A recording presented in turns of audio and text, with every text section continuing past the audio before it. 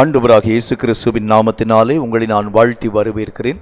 கர்த்தருடைய கிருபையினாலும் அவருடைய பரிசுத்தமுள்ள இரக்கங்களினாலும் கடைசி கால யுத்தத்தினுடைய சேனைகளின் நிலை என்கிறதை பற்றிதான விரிவான செய்திகளை நாம் நம்முடைய தியானத்திலே பார்த்து கொண்டு வருகின்றோம். இந்த கடைசி கால யுத்தத்திற்கு என்கின்ற ஆயத்த நிலை ஒரு மனுஷனுடைய வாழ்க்கையிலே சரிவர காணப்பட துவங்க ஆரம்பித்தால் மட்டும்தான் இந்த ஓட்டத்திலே சரியான இலக்கை எட்ட அவனால் ஆகிறது என்று கர்த்தர் தம்முடைய வசனத்தின் மூலம் பேச துவங்க ஆரம்பிக்கின்றார். வேதத்திலே நாம் வாசிக்கிறதை போல தகுதியான ஆயத்தமற்ற நிலைகளின் ஊடாக நாம் கடந்து போகிறது உண்டானால் வரக்கூடிய மகாபிரிய யுத்தத்தின் காலங்களை எதிர்கொள்ள உங்களாலும் என்னாலும் ஆகிறது இல்லை.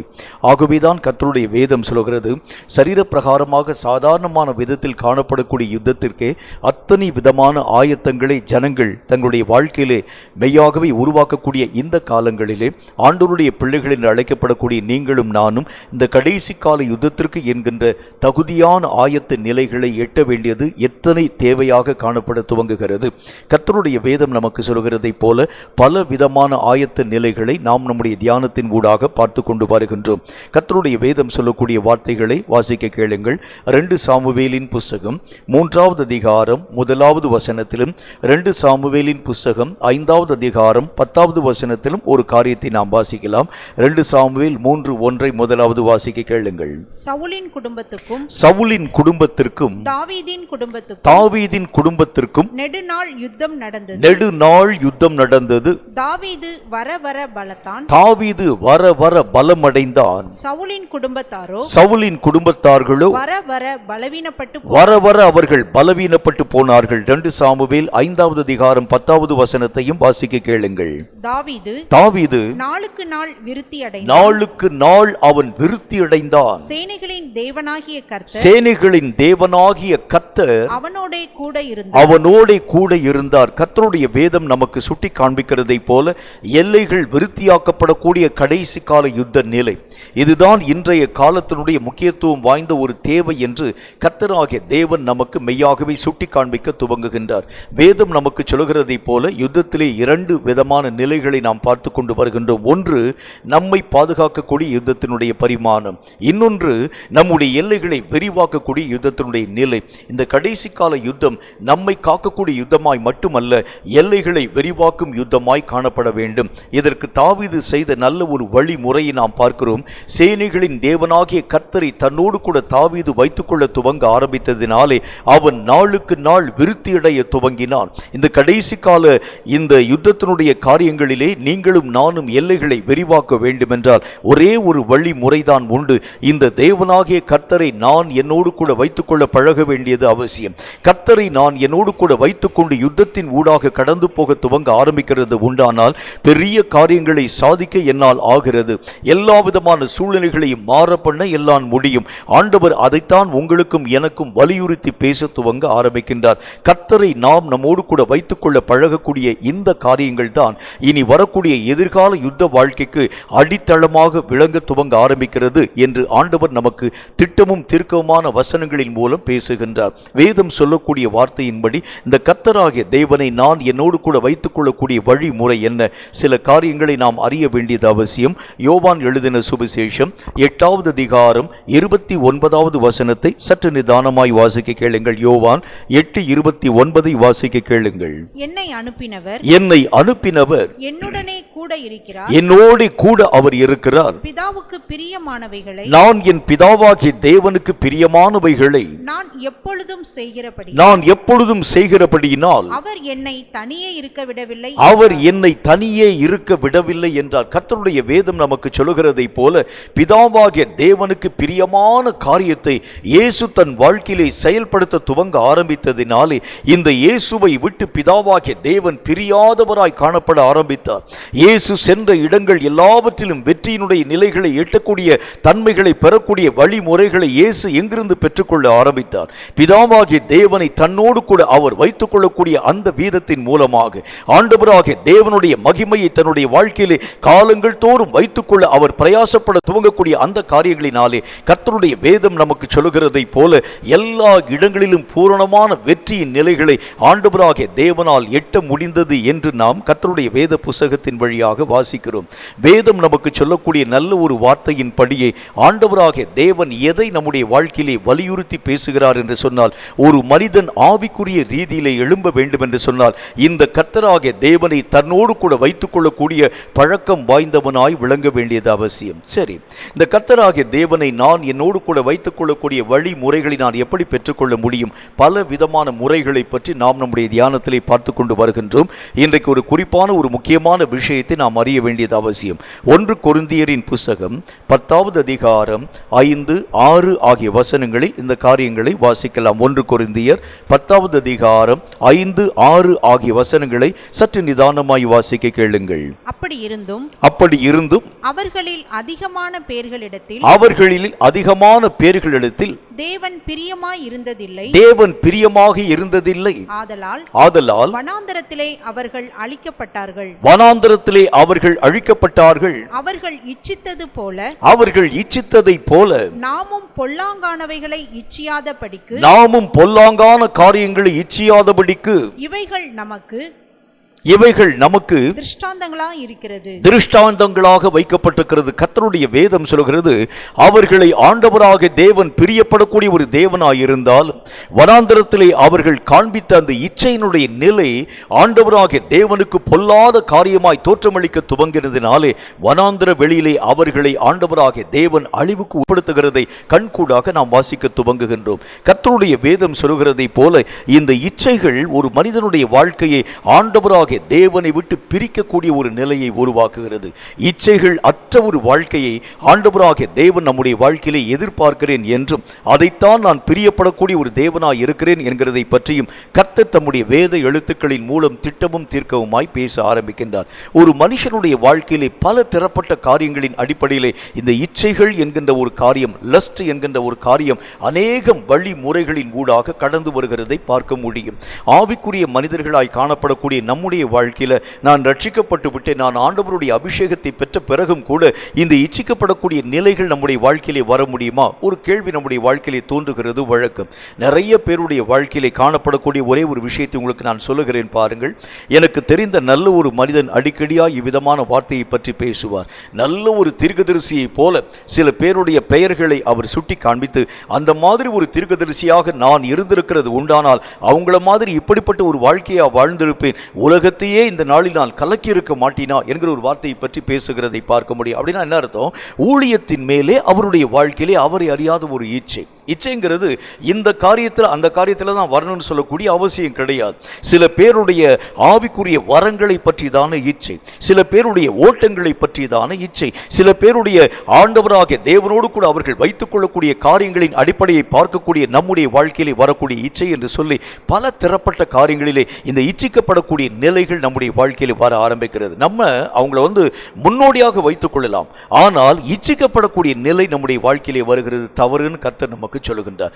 என்னுடைய வாழ்க்கையிலே கர்த்தர் எதை எதிர்பார்க்கிறார் அதை நான் செய்து முடித்தால் போதும், அவனை மாதிரி நான் செய்யணும், இவனை மாதிரி செய்ய வேண்டும் என்கிற நிலை என்னுடைய வாழ்க்கையிலே வரக்கூடாது. உங்களுக்கு தெரிஞ்ச ஒரு சம்பவத்தை நான் உங்களுக்கு சொல்ல வேண்டியது அவசியம். இந்த ஈயடிச்சாங்காப்பின் ஒரு சம்பவத்தை பற்றி பேசுவாங்க. நிறைய நேரங்களில் பரீட்சை எழுதக்கூடிய மாணவர்களுக்கு சொல்லுவாங்க, ஈயடிச்சாங்காப்பி மாதிரி நீ செய்யக்கூடாதுன்னு சொல்லுவாங்க. இது என்ன சம்பவம் என்கிறதை பற்றி நான் உங்களுக்கு சொல்ல வேண்டியது அவசியம். ஒரு 2 நண்பர்கள் ஸ்கூலில் நடக்கக்கூடிய எக்ஸாமினேஷனுக்காக கடந்து போனாங்க. இதில் 2வது போகக்கூடிய நண்பன் அன்றைக்குரிய தேர்வுக்கு சரியான ஆயத்த நிலையில் போகலை. முதலாவது நண்பனோடு கூட அவன் பேச ஆரம்பித்தான். டேய், நான் இன்னைக்கு உரிய எக்ஸாமினுக்கு நான் சரியான ஒரு ஆயத்த நிலையில் வரல, ஆகவே உன்னுடைய விடைத்தாள்கள் யாவற்றையும் நீ எனக்கு காண்பிக்க வேண்டும் என்கிற ஒரு வார்த்தையை பற்றி பேசினான். அவனும் 2 பேரும் நண்பர்களாக இருக்கிறதுனால, சரிப்பா நீ ஃபெயில் ஆகக்கூடாது, ஆகவே என்னால் இயன்ற மட்டும் என்னுடைய விடைத்தாள்கள் யாவற்றையும் நான் உனக்கு தெளிவாக காண்பிக்க துவங்குகிறேன். 2 பேரும் பேசி வச்சுட்டு போனாங்க. முதலாவது உட்கார்ந்து இருக்கக்கூடிய நண்பன் அந்த கொஸ்டினுக்கு ஆன்சர்கள் யாவற்றையும் எழுத ஆரம்பித்தான். இந்த எழுதி முடித்த பிறகு அந்த பேப்பரை கொஞ்சம் அந்த பக்கம் அப்படியே கொஞ்சம் லேசாக அப்படியே தள்ளி வைக்கிறது உண்டு. பின்னால் இருக்கக்கூடிய அவனுடைய இரண்டாவது நண்பன் இந்த விடைத்தாள்கள் யாவற்றையும் பார்த்து எழுதுகிறது வழக்கம்.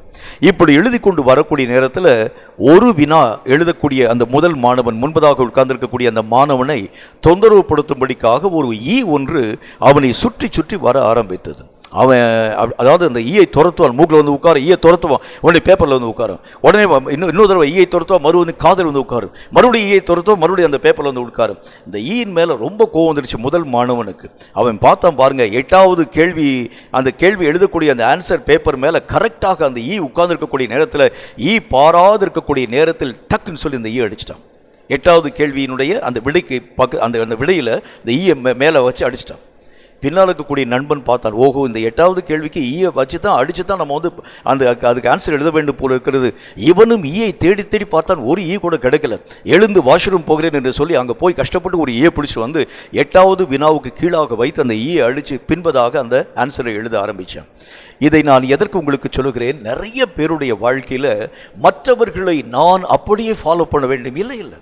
கர்த்தர் நமக்கு எதை வலியுறுத்துகின்றார், உனக்கு என்ன காரியத்தை நான் தந்திருக்கின்றேன், என்ன ஓட்டத்தை நான் உனக்கு உருவாக்கி வைத்திருக்கிறேன், என்ன விஷயத்தை நீ செயல்படுத்த வேண்டும், உனக்கு என்று வைக்கப்பட்டிருக்கக்கூடிய அழைப்பின் உடைய விதி, உனக்கு என்று வைக்கப்பட்டிருக்கக்கூடிய அழைப்பின் ஓட்டம், உனக்கு என்று வைக்கப்பட்டிருக்கக்கூடிய அழைப்பினுடைய எல்லா விதமான நியதிகள், இவைகளின் படிதான் நீ ஓட வேண்டுமே தவிர அவனை பார்த்து இவனை பார்த்து இவன் ஓட்ட நல்லா இருக்கு, அவன் ஓட்ட நல்லா இருக்கு, இந்த அபிஷேகம் நல்லா இருக்கு, அந்த அப்படியெல்லாம் நம்ம போகக்கூடாது.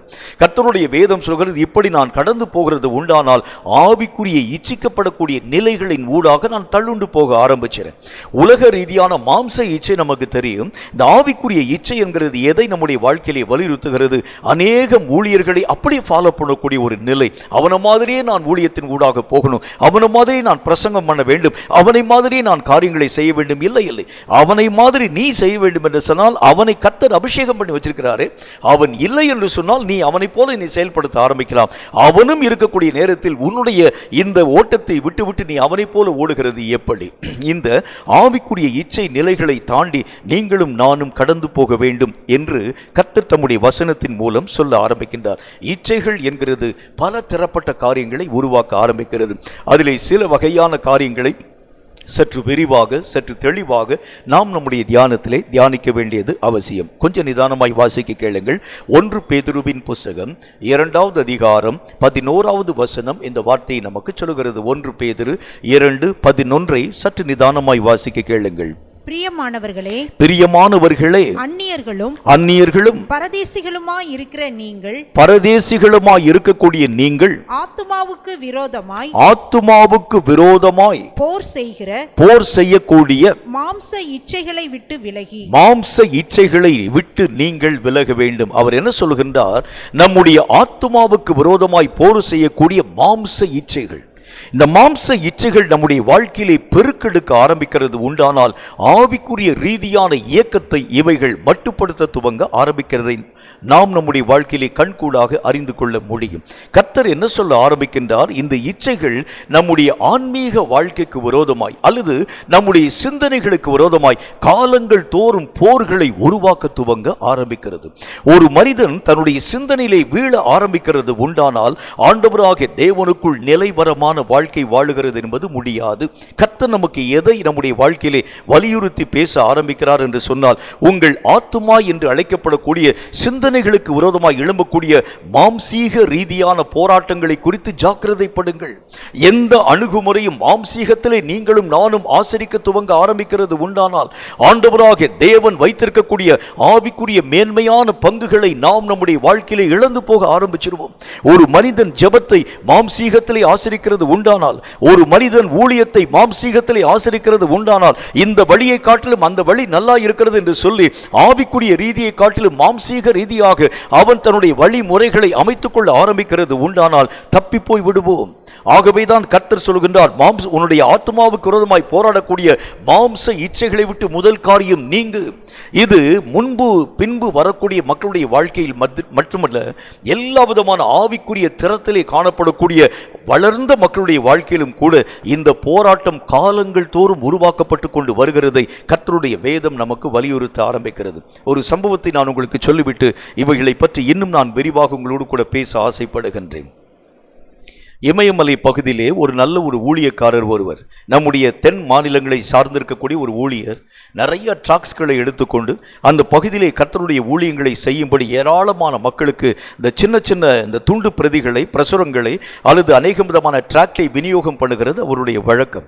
ஒவ்வொரு மாதமும் அவர் அந்த பயணத்திற்கு ஆயத்தப்படுத்தி தன்னால் ஆன மட்டும் இருக்கக்கூடிய பொருட்கள் யாவற்றையும் சேகரித்து கொண்டு பெரிய ஒரு மூட்டை நிறைய டிராக்ஸை எடுத்துக்கொண்டு, அதாவது அந்த பகுதியிலே பேசக்கூடிய மொழிக்கு ஏற்ற டிராக்ஸை எடுத்துக்கொண்டு இங்கிருந்து அவர் வந்து டிராவல் பண்ணி போயிடுவார். பஸ்ஸில், ட்ரெயினில் போயிடுவார். அங்கே போய் அந்த வனாந்தர வெளிகளிலே காணக்கூடிய எல்லா மக்களுக்கும் டிராக்ஸ்களை விநியோகம் பண்ணுகிறது வழக்கம். ஒரு முறை அந்த இமயமலை பகுதியிலே கடந்து போகக்கூடிய அந்த நேரத்தில் அந்த பகுதியை பற்றி நான் உங்களுக்கு சொல்ல வேண்டியது அவசியம். இப்போ போக்குவரத்தினுடைய நிலை எப்படி இருக்கிறது எனக்கு தெரியாது. ஆனால் நான் சொல்கிறது கொஞ்சம் வருஷத்திற்கு முன்பதாக அங்கே போக்குவரத்தினுடைய நிலைகளெல்லாம் சரியான ஒரு வழிமுறைகளிலே காணப்படாது இருக்கக்கூடிய அந்த காலம். அப்போ இந்த லாரிகள் என்று அழைக்கப்படக்கூடிய ட்ரக்குகள் தான் அநேகமான ட்ரக்குகளின் மூலமாக ஜனங்கள் பயணிக்கிறதை நாம் பார்க்க முடியும். இந்த மாதிரி ஒரு ட்ரக்கில் ஏறி அவர் பாதி தூரத்தில் இறங்கிட்டார். அது வரைக்கும் தான் அந்த ட்ரக்கு போகும், வேறொரு டைரக்ஷனை போகக்கூடிய இந்த ட்ரக். அந்த இடத்துல இறங்கி இருக்கக்கூடிய அந்த மனிதன் தான் போகக்கூடிய அந்த கிராமத்தை நோக்கி போக வேண்டிய அந்த நிலைகளை நோக்கி அவர் கடந்து போக ஆரம்பிக்கின்றார். அப்போ 2 வெளிநாட்டை சார்ந்திருக்கக்கூடிய ஜனங்கள், ஒரு நல்ல ஒரு வாலிப பையனும் அவனுடைய மனைவியும் 2 பேரும், அவங்களும் இந்த மாதிரி பெரிய மூட்டைகளை தூக்கி வைத்துக்கொண்டு வழி தெரியாமல் நின்று கொண்டு ஆரம்பிக்கிறாங்க. இவருக்கு ஏறக்குறைய, நான் சொல்லக்கூடிய இந்த ஊழியக்காரருக்கு ஏறக்குறைய ஒரு 80-85 வயசு இருக்குன்னு வச்சுக்கோங்க, 85 வயது. அவர் இந்த 2 பேரும் தவிக்கக்கூடிய அந்த நிலைகளை அவருடைய கண்கள் பார்த்தது. உடனே இந்த மனிதன் போய் அவங்கள பார்த்து கேட்டார், நீங்கள் எங்கே போகிறீங்க, நீங்கள் யார், எங்கேருந்து வந்திருக்கிறீங்க? ஐயா, இந்த பகுதியை நாங்கள் சுற்றி பார்க்க வந்தோம், வழி தெரியாமல் எங்களை கொண்டு வந்து இந்த ட்ரக்கில் கொண்டு வந்து இறக்கி விட்டு இந்த இடத்துல விட்டுட்டு போயிட்டாங்க. இனி நாங்கள் எங்கே போக வேண்டும், இந்த ஒரு இடத்தை நோக்கி நாங்கள் போக வேண்டும் என்கின்ற ஒரு இடத்தை பற்றி அவங்க பேச ஆரம்பித்தாங்க அந்த கர்த்தருடைய மனுஷனோடு கூட. அவர் சொன்னார், நானும் அந்த பட்டணத்தை நோக்கித்தான் நான் வந்து போக வேண்டியது அவசியம், நீங்கள் என்னோடு கூட வருகிறது உண்டானால் நான் உங்களை வழிநடத்தி கொண்டு போக ஆசைப்படுகின்றேன் சொன்னார். 3 பேரும் பேசிக்கிட்டே போறாங்க. அவங்க பேசக்கூடிய எல்லா விதமான காரியத்திற்கும் இவர் சரியான பதில்களை சொல்லி ரொம்ப பேசிக்கொண்டே வர்றாங்க. போக போக போக போக கொஞ்ச நேரம் ஆகக்கூடிய நேரத்திலே திடீரென்று சொல்லி இருட்டி போகக்கூடிய ஒரு நிலை. இருட்டி போகக்கூடிய நிலையில இந்த ஊழியக்காரர் அடிக்கடியாக அந்த வழியிலே கடந்து போனதுனால அந்த 2 வெளிநாட்டு பயணிகளை பார்த்து அவர் சொன்னார், இங்கே பக்கத்தில் தங்குகிறதுக்கு ஒரு சின்ன ஒரு சத்திரம் ஒன்று இருக்கிறது, அங்கே போய் நம்ம வந்து ஸ்டே பண்ணி கொள்ளலாம். ஏன்னா இதுக்கு மேலே நாம் போகிறது உண்டானால் வழி தப்பி நம்ம கடந்து போக ஆரம்பிச்சிருவோம். ஆகவே இங்கே நாம் அந்த இரவை நாம் கழித்து விட்டு காலையில் விடிகாலையில் எழுந்து நாம் நம்முடைய பயணத்தை துவங்கலாம் என்கிற ஒரு வார்த்தையை பற்றி பேசினார். 3 பேரும் போனாங்க. இருக்கக்கூடிய அந்த பக்கத்தில் இருக்கக்கூடிய அநேக விதமான சூழிகளை பயன்படுத்தி நெருப்பை மூட்டி அவங்க 3 பேரும் சுற்றி உட்கார்ந்து பேச ஆரம்பித்தாங்க. இவர் கொண்டு வந்திருந்த அநேக விதமான ஆகாரங்களை எடுத்து அவங்களுக்கு கொடுத்தாரு. அவங்களும் தங்களுடைய கைகளில் வச்சிருக்கக்கூடிய சாப்பாடை கொடுத்து எல்லாரும் ஷேர் பண்ணி சாப்பிட்டாங்க. 3 பேர் ரொம்ப நேரம் பேசிட்டு இருக்காங்க. ராத்திரி 12 மணி வரைக்கும் உட்காந்து பேசிட்டு இருந்தாங்க. அயர்ந்து நித்திரை பண்ணக்கூடிய ஒரு நேரம், எல்லாரும் படுத்து தூங்கிட்டாங்க. இந்த ஊழியக்காரர் படுத்து தூங்குகிறதற்கு முன்பதாக கர்த்தரை நோக்கி ஜெபிக்க போகிறார். அந்த 2 பயணிகளும் அங்க ரொம்ப தூரம் நடந்து வந்த அந்த அசதியினால, களைப்பினால அவர்கள் அயர்ந்து உறக்கத்தின் கூடாக கடந்து போகக்கூடிய ஒரு நிலை. நல்ல அந்த ஊழியக்காரர் ஜெபம் பண்ணி முடித்து விட்டு பார்க்கக்கூடிய நேரத்தில் அந்த நெருப்பு கணப்புகள் எல்லாம் அணையக்கூடிய ஒரு நேரம், லேசாக தீ எரிந்து கொண்டிருக்கக்கூடிய அந்த காரியம். அந்த தீ வெளிச்சத்தில் பார்க்குறாரு அந்த வாலிப பெண்ணை. பார்த்த பொழுது இவருடைய வயசு நான் உங்களுக்கு ஏற்கனவே சொல்லியிருக்கேன், 85 வயது. இந்த வாலிப பெண்ணை பார்த்த மாத்திரத்தில் அவரை அறியாத பாவ உணர்வு, இந்த பெண்ணோடு கூட தவறான காரியங்களை நான் செயல்படுத்துகிறது உண்டானால் இந்த வனாந்தர வழியிலே இவர்களை காப்பாற்றுகிறது யார்? எனக்கு தெரிந்த காரியங்கள் கூட இவர்களுக்கு ஒன்றும் தெரிய முடியாது. ஆகவே நான் இந்த காரியங்களை செய்யாமல் இருக்கிறது எப்படி என்று சொல்லி அந்த பெண்ணுக்கு பக்கத்தில் போயிட்டாராம். அவரே வந்து தன்னுடைய புத்தகத்தில் எழுத ஆரம்பிக்கின்றார். பெண்ணுக்கு பக்கத்தில் போன பிறகுதான் திடீரென்று சொல்லி கர்த்தருடைய ஆவியானவர் அவருக்கு உணர்த்துவிக்க ஆரம்பித்தார். மகனே, நீ என்னுடைய ஊழியத்தை செய்கிறவன், இந்த தவறான காரியத்தை நீ செயல்படுத்த ஆரம்பிக்கிறது உண்டானால் என் நாமம் தூஷிக்கப்பட்டு விடுமே. இதற்காகவா நீ அவ்வளோ தூரம் செலவு பண்ணி என்னுடைய ஊழியத்தை செய்யும்படி கடந்து வந்தாய் என்று சொல்லி கர்த்தருடைய ஆவியானவர் பேசின மாத்திரத்தில் ஒரு கணத்தில் ஆண்டவராகிய தேவனுடைய மகிமையை பெற்ற அந்த மனிதன் திரும்ப போய் உட்கார்ந்து, எவ்வளவு பெரிய ஒரு தவறான ஒரு காரியத்தை பற்றி நான் சிந்திக்க ஆரம்பிச்சேன்.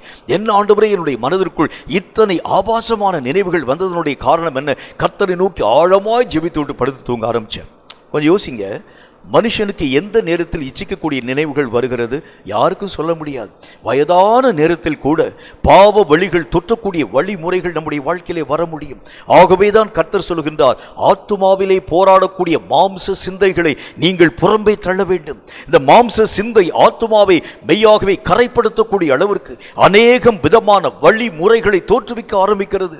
ஒரு ஆவிக்குரிய மனிதன் தன்னுடைய ஆவிக்குரிய நிலைகளிலே நிற்க முடியாத அளவிற்காக இந்த போராட்டத்தினுடைய தன்மைகள், மாம்சத்தினுடைய இச்சைகள் ஆன்மாவின் வழியாக உங்கள் ஆவியை தீட்டுப்படுத்தும்படியாய் கடந்து வர ஆரம்பித்து விடுகிறது.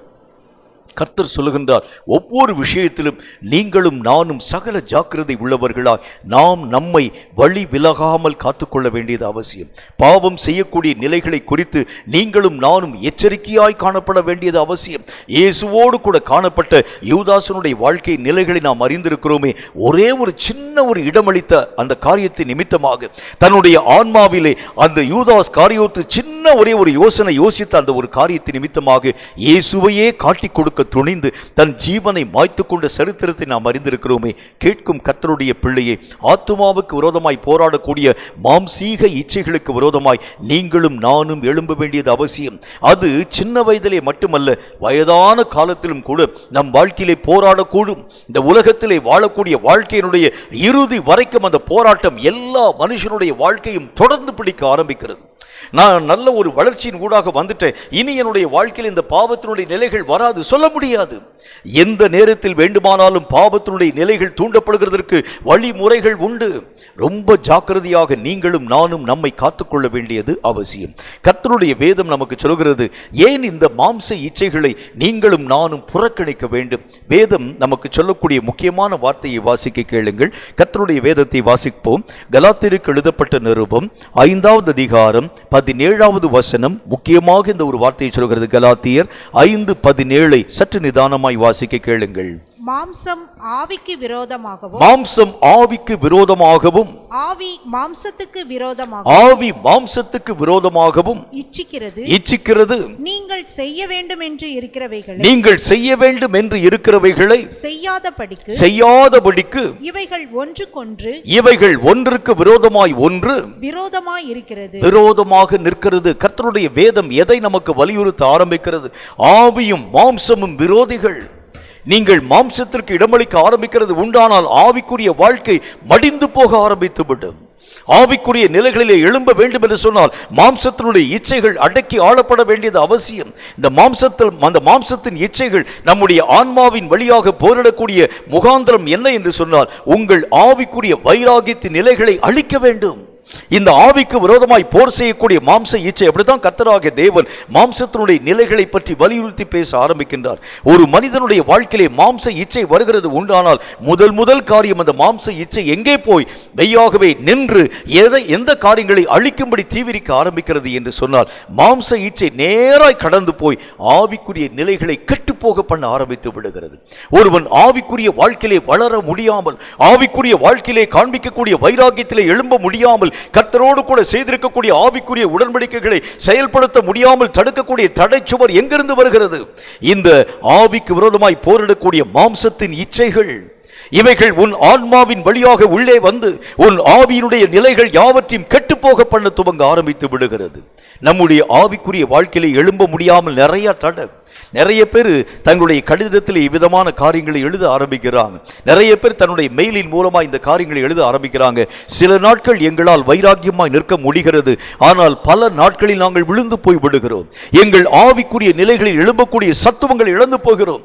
அந்த ஆவிக்குரிய வைராக்கியத்தின் நிலைகளை இழந்து போகிறோம். காரணம் என்ன தெரியுமா? நம்முடைய ஆவிக்கு விரோதமாய் போரிடக்கூடிய மாம்சம் பலமடைய ஆரம்பிச்சிருச்சு. இந்த இச்சைகளின் மூலமாய் வரக்கூடிய மாம்சத்தின் நினைவுகள் நம்முடைய ஆவிக்குரிய காரியங்களை, செயல்திறன்களை இழக்கப்படக்கூடிய காரியங்களிலே உங்களாலும் என்னாலும் எழும்பி நின்று போர் செய்ய ஆகிறது இல்லை. ஆகவேதான் கர்த்தர் நமக்கு சொல்லுகின்றார், இந்த ஆவிக்கு விரோதமாய் போரிடக்கூடிய மாம்சத்தின் காரியங்களை முதல் காரியம் அப்புறமாக்கி போட்டுவிடு. மாம்சத்தினால் வரக்கூடிய சின்ன கவலை கூட, மாம்சத்தினால் வரக்கூடிய சின்ன ஒரு மாறாட்டம் கூட நம்முடைய வாழ்க்கையில வரக்கூடாது. கர்த்தர் பேசும்போது என்ன சொல்கிறார் பாருங்கள். ஆண்டவராகிய தேவன் உங்களை விசாரிக்கக்கூடியவராக இருக்கிறார். அவர் மேலே உங்கள் கவலைகள் எல்லாவற்றையும் வைத்து விடுங்கள். இந்த உலகத்திற்காக நீங்கள் எவ்வளவு வேணும் கவலைப்படக்கூடாது. கர்த்தராகிய தேவன் சொல்லுகின்றார், நாளை தினத்தை பற்றி நீ ஏன் கவலைப்படுகிறார்? அந்தந்த நாளைக்கு அதனுடைய பாடுகள் உனக்கு போதும். நீ கவலைப்படக்கூடிய அந்த காரியத்தினால் உன்னுடைய சரீரத்தின் அளவோடு கூட ஒரு முழத்தை கூட்டவும் முடியாது, குறைக்கவும் முடியாது. உன்னுடைய தலை முடியை கூட வெள்ளையாகவும் கருப்பாகவும் ஆக்க உன்னால் ஆகிறது இல்லை. நீ ஏன் உன்னுடைய வாழ்க்கையை பற்றி கவலைப்பட வேண்டும்? ஏனென்றால் இந்த ஆவிக்குரிய வாழ்க்கையிலே வரக்கூடிய மாம்சிய இச்சைக்குரிய கவலைக்குரிய சின்ன ஒரு கலப்பு ஆவிக்குரிய வாழ்க்கையிலே பலவீனத்தை தோற்றுவிக்க துவங்க ஆரம்பித்துவிடும். நான் என்ன சொல்ல முடியும்? இந்த ஆவிக்குரிய நிலை என்கிறது பெரிய ஒரு ட்ரெயின் மாதிரி அல்லது பெரிய ஒரு கப்பல் மாதிரி. இந்த கப்பலை நீங்கள் பார்க்க ஆரம்பிக்கிறது உண்டானால் கப்பல் மேல எல்லா விதமான காரியங்களையும் ஏற்றி வைக்க ஆரம்பிக்கிறத பார்க்கணும். நிறைய லக்கேஜஸை ஏற்றி வைத்து நிறைய பயணிகள் வைக்கப்பட்டிருக்கக்கூடிய அந்த நிலைகளை பார்க்கணும். சில கப்பல்களை நீங்கள் போய் சுற்றி பார்க்க ஆரம்பிக்கிறது உண்டானால் பெரிய கட்டடத்தை போல அங்க பார்க்கக்கூடிய காரியங்களை பார்க்கிறது உண்டானால் வெளியே ஊரில் கூட அந்த அளவுக்கு இருக்காது. அவ்வளோ பெரிய ஒரு நகரத்தை போல அங்க மேலேயே வந்து விளையாடக்கூடிய விளையாட்டு தளம் வைத்திருக்கிறத பார்க்க முடியும். சினிமா திரையரங்கு வைக்கப்பட்டிருக்கிறதை பார்க்க முடியும். அங்கு கேளிக்கைக்கு உரிய அரங்கங்கள் வைக்கப்பட்டிருக்கிறத பார்க்க முடியும். லாபிகள் வைக்கப்பட்டிருக்கிற நிறைய இடங்கள் ஆங்காங்கே இருக்கிறத பார்க்க முடியும். ஒவ்வொருவருக்கும் தனித்தனி அறைகள் இருக்கிறதை பார்க்க முடியும். அவ்வளோ பெரிய கட்டுமானம் நிறைந்த கப்பலை திருப்புகிறதற்கு என்ன வேண்டும் என்றால் சின்ன ஒரே ஒரு சுக்கான் ஒன்று போதும். அவ்வளோ பெரிய ஒரு கப்பலை அப்படி திசை திரும்ப ஆரம்பிச்சு. கப்பல் திருப்பப்படுகிறதற்கு பெரிய காரியங்களை பயன்படுத்தணும் அவசியம் இல்லை. ரயிலை திருப்ப வேண்டும் என்று சொன்னால் பெரிய விஷயத்தை பயன்படுத்த வேண்டும் என்கிற அவசியம் இல்லை. இந்த தண்டவாளம் லேசாக மாற்றமடைய ஆரம்பிக்கிறது உண்டானால் அத்தனை பெரிய வல்லமை நிறைந்த ட்ரெயின் அப்படியே தன்னுடைய ட்ராக்கை விட்டு மாறி போகிறதை போல ஒரு சின்ன ஒரு பழுதான ஒரு நிலை, சின்ன ஒரு ஆவிக்குரிய வாழ்க்கையை கெடுக்கக்கூடிய மாம்சீக இச்சைக்குரிய ஒரு சின்ன ஒரு கரும் புள்ளி போதும் உன் ஆவிக்குரிய நிலைகள் யாவற்றையும் கெட்டு ஒளிந்து போக பண்ண ஆரம்பித்துவிடும். ஆகவே தான் கர்த்தர் நமக்கு சொல்லுகின்றார், இந்த ஆவிக்கு விரோதமாய் போரிடக்கூடிய மாம்சத்தின் இச்சைகளை நீங்கள் புறக்கணிக்க வேண்டியது அவசியம். இது எதன் வழியாய் உள்ளே வருகிறது? ஆன்மா என்கின்ற சிந்தனையின் வழியாய் உள்ளே வந்து உன் ஆவியை கெடுக்கும்படி வர துவங்க ஆரம்பிக்கிறதுனாலே சின்ன கவலைகளை கூட நீயும் நானும் வாழ்க்கையிலே ஆசரிக்க கூடாது என்று கர்த்தர் சொல்லுகின்றார். ஆண்டவராக தேவன் உங்களுடைய பாரங்களை சுமக்கக்கூடிய ஒரு தேவன். எந்த கவலையாயிருந்தால் நீங்க அவர் மேல வச்சுட்டு பேசாம அமைதியாயிரு. எதையும் பற்றி நீ யோசிக்காதே, எதையும் பற்றி நீ சிந்திக்காதே. வரக்கூடிய காரியங்களை பற்றி உன் கவலைகளினால் அந்த காரியங்களை மாற்ற உன்னால் ஆகிறது இல்லை. கவலைப்படுகிறதுனால என்ன காரியத்தை உன்னால் மாற்ற முடியாது. கர்த்தர் ஏன் அந்த விஷயத்தை திரும்ப திரும்ப வலியுறுத்த ஆரம்பிக்கிறார் என்று சொன்னார், இந்த மாம்சத்தின் மூலமாய் வரக்கூடிய சின்ன சின்ன புள்ளிகள் கூட உன் ஆவிக்குரிய நிலைகளை கெட்டுப்போக பண்ண ஆரம்பிச்சிடும். இரண்டாவது காரியத்தை பாருங்க, ஆண்டவராகிய தேவனுக்கு முன்பதாக இந்த மாம்ச இச்சை எதை நம்முடைய வாழ்க்கையை தோற்றுவிக்க துவங்க ஆரம்பிக்கிறது என்று பாருங்கள். ரோமருக்கு எழுதப்பட்ட நிருபம் 8வது அதிகாரம் 8வது வசனம் இந்த வார்த்தை நமக்கு சொல்லுகிறது. ரோமருக்கு எழுதப்பட்ட நிருபம் 8வது அதிகாரம் 8வது வசனத்தை வாசிக்க கேளுங்கள். மாம்சத்திற்கு உட்பட்டவர்கள் தேவனுக்கு பிரியமாய் இருக்க மாட்டார்கள். கர்த்தருடைய வேத புஸ்தகத்தில் ஆண்டவராகிய தேவன் ஆதாமையும் ஏவாளையும் உருவாக்கினதற்கு காரணம் என்ன? அந்த பழைய காலத்தில் காணப்பட்ட லூசிஃபருடைய சேனைகள் ஆண்டவருடைய பிரசன்னத்தை விட்டு மெய்யாகவே புறம்பாக்கப்பட்டிருக்கக்கூடிய அந்த காரியத்தை நிமித்தமாய் தன்னை சேவிக்கவும் தன்னை ஆண்டவராக தேவனை மகிமைப்படுத்தவும் தக்கதாக தன் சாயலாக தன் ரூபத்தின்படியே மனிதர்களை உருவாக்க ஆரம்பித்தார். இப்பெல்லாம் கர்த்தராகிய தேவனை நீங்களும் நானும் வருந்தி அழைக்க ஆரம்பிக்கிறோம். ஆண்டவரே, உங்களை ஒரு தடவையாச்சும் நான் பார்க்கணும், ஒரு தடவையாச்சும் உங்களுடைய வார்த்தையை நான் கேட்க வேண்டும், ஒரு முறையாகிலும் உங்களுடைய மகிமையை நான் பார்க்க வேண்டும் என்று சொல்லி வருடக்கணக்காய் மாத கணக்காய் இன்னும் சில பேர் ஆயுசு நாட்கள் வரைக்கும் தன்னுடைய வாழ்க்கையை கேட்டுக்கொண்டே இருக்கிறதை பார்க்கிறோம். ஆனால் ஆதாமும் ஏவாளும் கேளாதிருக்கக்கூடிய நேரத்திலேயே கர்த்தராகிய தேவன் அவர்களை சந்திக்கும்படிக்காய் கடந்து வந்தார். ஒவ்வொரு நாள் பகலின் குளிர்ச்சியான வேளை வரும் பொழுது ஆதாமையும் ஏவாளையும் தேடி கர்த்தர் வந்துருவாராம். அவர்களோடு கூட வந்து உட்கார்ந்து பேசி எப்படி இருக்கும் பாருங்க. அந்த ஒரு சூழ்நிலையை கொஞ்சம் யோசிச்சு பாருங்க. ஆண்டவராகிய தேவன் ஆதாமையும் ஏவாளையும் உட்கார வைத்து கர்த்தர் அவர்களோடு கூட வந்து ஒவ்வொரு சாயங்கால வேளையிலும் இந்த சாயங்கால வேளை எப்பொழுது வரும் என்று சொல்லி ஆதாமும் ஏவாளும் அவளோடு கூட காத்திருக்கக்கூடிய நேரத்தில் ஒவ்வொரு மாலை வேளையிலும் கர்த்தர் இறங்கி வந்து விடுவார். அவர்களோடு கூட பேசிக்கொண்டே வர ஆரம்பிப்பார். ஒவ்வொரு காரியத்தையும் காப்பார். அதை பாருங்க, இதை பாருங்க, இந்த காரியத்தை பாருங்க, இந்த காரியத்தை பாருங்க. கர்த்தர் பேச பேச பேச எத்தனை பரவசமான ஒரு நிலை உருவாக்கப்பட ஆரம்பிக்கும். கர்த்தர் ஆதாமையும் ஏவாளையும் அவ்வளவாய் சிநேகிக்க துவங்கினார், அவ்வளவாய் நேசிக்க துவங்கினார். தான் என்னென்ன காரியங்களை உருவாக்கி வைத்திருக்கிறாரோ அத்தனையின் மேலும் ஆதாமையும் ஏவாளையும் அதிகாரிகளாய் மாற்ற வேண்டும் என்கின்ற என்ற ஒரே நோக்கத்திற்காகவே உருவாக்கப்பட்டவர்கள் அவர்கள். ஆகவே எல்லா விஷயங்களையும் ஒளிவு மறைவு இல்லாமல் கர்த்தர் அவர்களோடு கூட பேசிக்கொண்டு வரக்கூடிய அந்த காலம், ஆதாமும் ஏவாளும் ஆண்டவருக்கு முன்பதாக ஒளிவு மறைவில்லாமல் இருக்க வேண்டும் என்கிறதையும் கர்த்தர் அவர்கள் வாழ்க்கையிலே சிருஷ்டிக்க துவங்க ஆரம்பித்திருந்தார். ஆனால் நடந்த காரியத்தை பார்க்கிறோம். ஒரு சின்ன ஒரே ஒரு இச்சை, அந்த ஸ்திரீயின் மூலமாய் வந்த அந்த இச்சையின் வழியாய் வந்த அந்த ஒரு பாவம் அத்தனை பெரிய மகிமையான காரியங்களை இழக்கும்படிக்கு செயல்படுகிறதை கண்கூடாக நாம் வாசிக்க முடிந்தது. ஆதாமும் ஏவாளும் கர்த்தராகிய தேவனை தொலைத்து போட்டாங்க, தேவனை இழந்து போனாங்க. கர்த்தரை நோக்கி அவர்கள் கதறினார்கள், கர்த்தரை நோக்கி புலம்பினார்கள். ஒவ்வொரு மாலை வேளையிலும் நாங்கள் கூப்பிடாமலே நீர் வந்தீரே ஆண்டவரே, ஆனால் இன்றைக்கு உம்மை பார்க்க வேண்டும் என்று வாஞ்சிக்கிறோம், உம்மை எங்களுடைய கண்களினால் பார்க்க முடியவில்லை. காரணம், ஒரு சின்ன ஒரே ஒரு இச்சைக்கு இடம் கொடுத்திருக்கக்கூடிய அந்த தன்மை கர்த்தராகிய தேவனுடைய பிரியத்தை இழக்கும்படிக்கு செயல்படுத்த ஆரம்பித்து விடுகிறது. எத்தனை பிரியப்படக்கூடிய கர்த்தர், எத்தனை நேசிக்கக்கூடிய கர்த்தருடைய பிரியத்தை ஆதாமும் ஏவாளும் இழந்து போனதனுடைய முகாந்திரம் என்ன?